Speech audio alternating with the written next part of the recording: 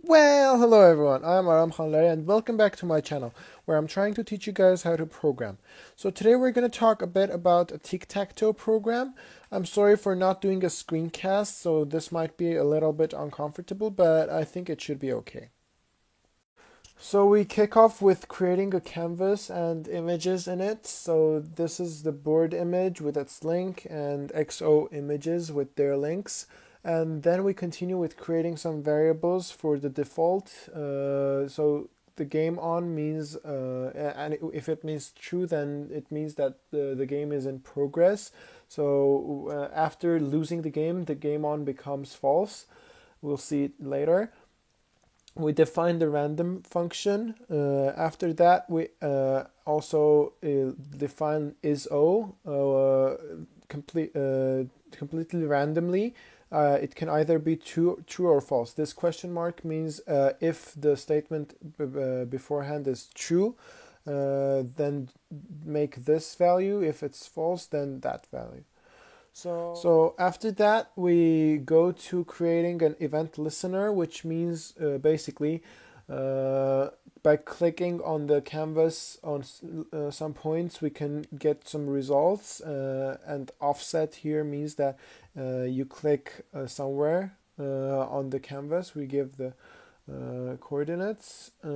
After that, we create a draw function, which just draws the board with the given width and height, and also it draws the x or o with the given coordinates. So after that, we define the board, which is empty at first, then it will get filled. So after that, we just create a tic-tac-toe function, which calls a bunch of other functions and is the main function of the game. So it, as you can see, it calls draw and it checks some conditions. If the game is on and it's not O's turn, then it does the next move and make move functions. And it draws again, and if it checks if the game is not over. So if it's not over, it gives the turn to the other player, and if it is, then it just falsifies ISO.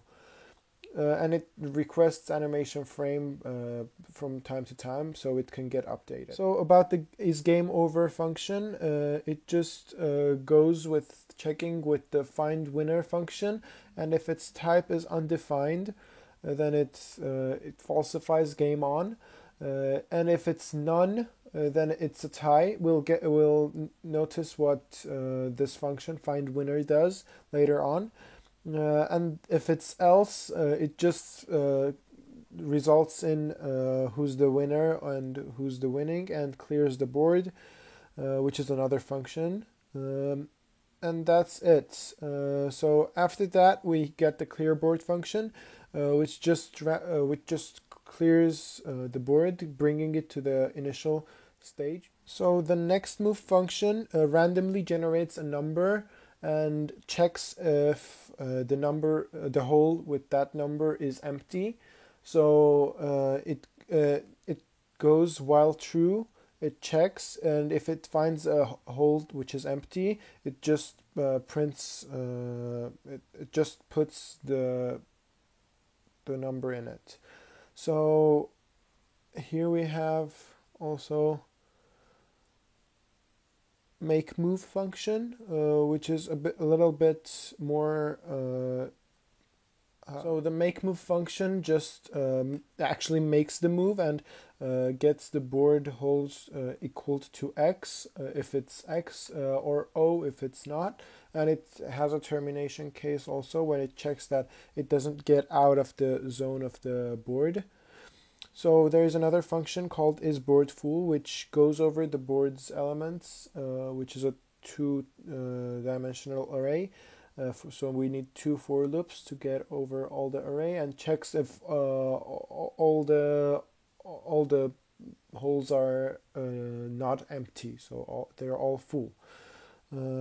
And our last function is find winner, which goes and checks all the possible options of having a final winner, which are the diagonals of the array, and lines and rows.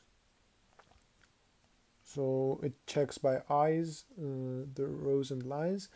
And if a board is full and there is no winning case, it returns none. And in the tic-tac-toe, it returns that no one is the winner. It's a tie. Let me go up there so I can show you. It's a tie. So it checks if the winner is none, it returns none, and it returns it's a tie. And after creating all these functions, we just have to call tic-tac-toe to get it running. And we can see some applications of it. It starts like this. I make the move, then it makes the other move, then this one, and this one.